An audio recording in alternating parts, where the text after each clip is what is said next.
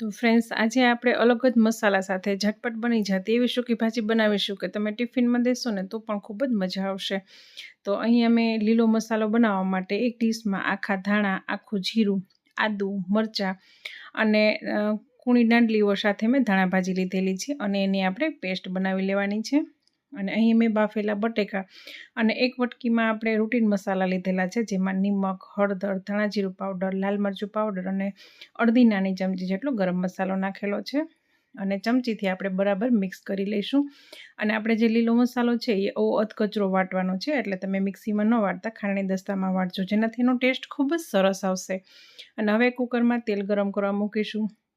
એમાં રાઈ, જીરું, હિંગ અને લાલ મરચાં નાખી અને આપણે જે લીલો મસાલો વાટીને રાખેલો છે એ મસાલો એમાં એડ કરી દઈશું અને એને ખાલી 10થી 15 સેકન્ડ માટે સાતળી લઈશું. એ સતળાઈ જાય એટલે આપણે જે રૂટીન મસાલાની પેસ્ટ બનાવેલી છે એ આપણે એમાં એડ કરી દઈશું અને એને પણ આપણે 15થી 20 સેકન્ડ માટે સાતળવાની છે. અને એમાં આપણે 2થી 3 ચમચી જેટલું પાણી નાખીશું, જેથી મસાલા નીચે બળે નહીં. અને ખાલી 15થી 20 સેકન્ડ તમે સાતળશો ને એટલે એમાં તેલ છૂટું પડી જશે. તો જુઓ, થોડી જ વારમાં આપણે ગ્રેવી છે એકદમ મસાલા ચડી ગયા છે અને આપણું તેલ પણ છૂટું પડી ગયું છે. તો જે બાફેલા બટેકા છે એના મેં નાના નાના ટુકડા કરેલા છે એ આપણે એમાં એડ કરી અને એને બરાબર મિક્સ કરી લઈશું. તો આ મસાલોને બધું તમે તૈયાર કરીને રાખશો ને તો 2થી 3 મિનિટમાં તમારી આ સૂકી ભાજી બની અને તૈયાર થઈ જશે.